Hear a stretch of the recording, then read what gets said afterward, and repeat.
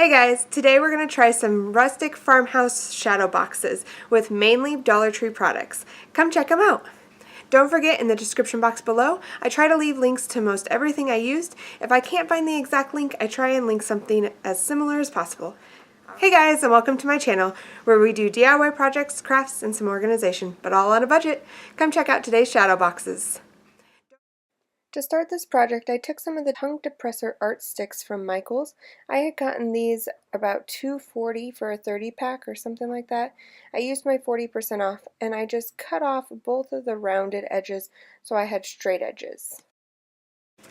In all honesty, I don't know if my plan with the sticks is going to turn out, but we're going to give it a shot, and if it doesn't, then we'll scrap it and go a different direction.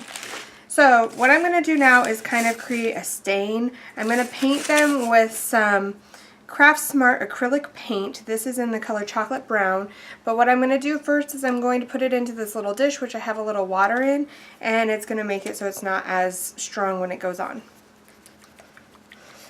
I'm going to paint all of them, but they're not all going to stay this length because I'm going to be putting them in a 5x7, and I'm going to kind of cut them so that they're all different so that it kind of looks like a floor would look with the different wood panels. For this part, what I'm really hoping to do is just darken these up a little bit because I don't like how light they are. If I end up not liking how they look with the color that I chose, then we can always do it again with a different color, or we can get a stain, or we can just scrap it and do something else. So. And you can see how you can still see the wood grain through it, which I really do like, and why I'm kind of trying not to just cover them over with plain acrylic paint. Okay, so I've let them dry just a little bit. They're not fully dry, but I'm going to go ahead and go over these first ones again. I actually wanted to use the really big, like jumbo ones that you can get at Walmart, but I didn't have enough time to run out to Walmart, so I'm hoping we can make these just regular popsicle sticks work. Or I guess they're not popsicle, tongue depressors, I should say. Wasn't planning on going over all of them again, but I really like that darker color, so we're going to. Okay, now we'll let those dry. Now that the craft sticks are dry, I'm going to go ahead and put them in here, and I'm going to cut them down. This is where I'm kind of going to make them look like a wood floor. I just mark off where I need to cut it so that it fits. I cut that piece off, and then I put the piece that I'm not using for that section up at the top, and continue until the entire front of the frame is covered.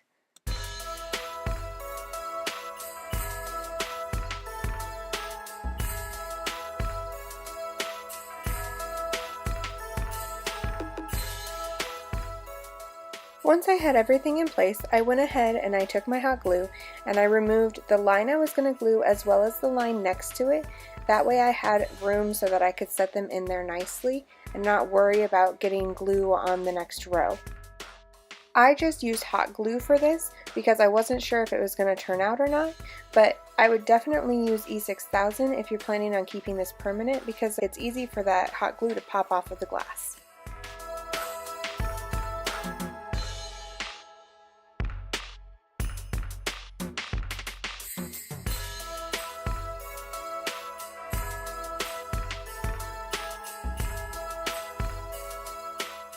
And here's how it turned out. You can see a few of the boards were a little bit warped because of the water, but I like that rustic look, so I left it be.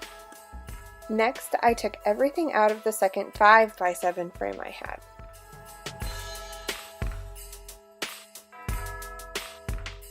Once everything was removed, I wiggled the little tabs that hold the pictures in place so that they came off also, and I didn't have anything in my way, just the silver frame. And then I flipped it over so I could get an idea of what it would look like when they were glued together. Next, I took this little reindeer, which is a Dollar Tree ornament that I had gotten, and I'm going to go ahead and figure out exactly where I want it. I want it pretty centered, so I took the second frame off and I made sure I had it in the right spot by holding it up and looking. Then I went ahead and I glued the string in place.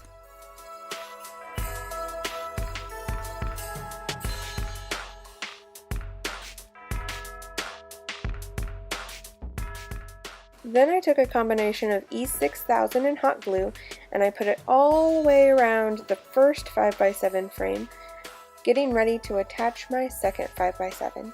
This will create more of the shadow box look that I was wanting.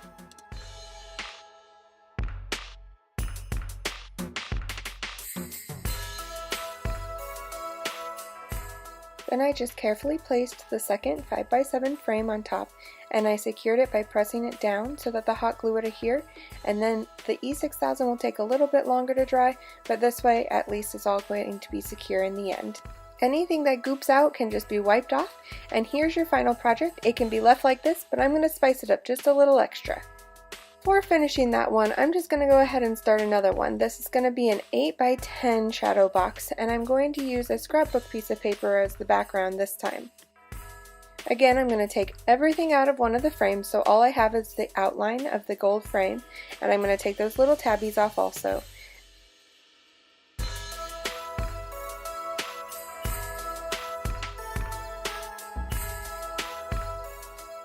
Then I'm going to use the 8x10 picture that comes in the frame to trace on the scrapbook piece of paper and get the correct size for my background.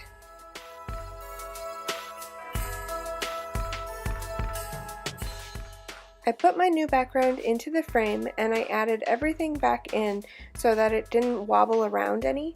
I forgot to put the back piece with the hanger on, so I did have to go back and do that, which I did do. I just didn't film it.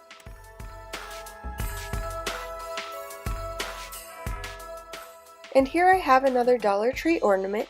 I went ahead and I didn't like how high it hung, and so I untied that piece that it hung from, and I tied a knot at the very end after getting it all untied, put a little piece of hot glue where it would loop through the ornament, and I pulled the knot to where the hot glue was.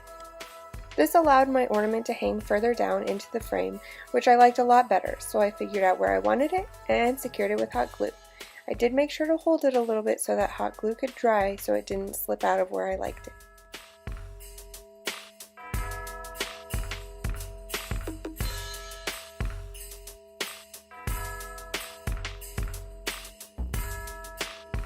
Then I repeated the E6000 in hot glue all the way around and putting the frame on top to give us that more shadow boxy look.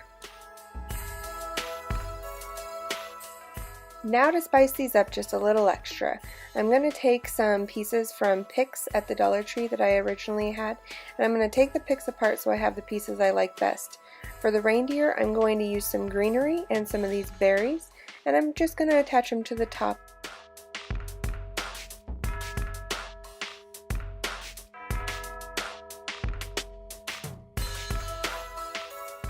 For the finishing touch, I went ahead and I took some twine and I made a bow. I didn't end up actually attaching this because it set so nicely just on its own.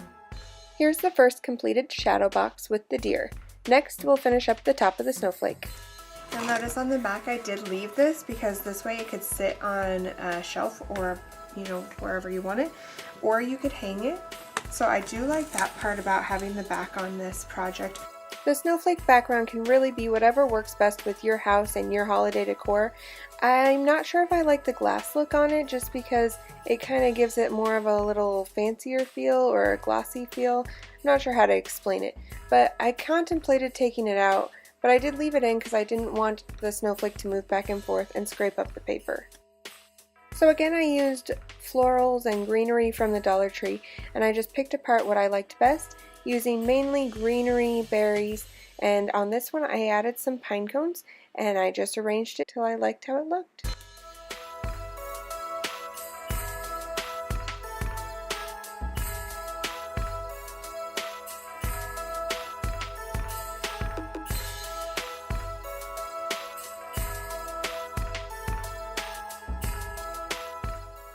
Alright, here's our final projects. I hope you guys enjoyed and I can't wait to see you guys again next time. Bye-bye!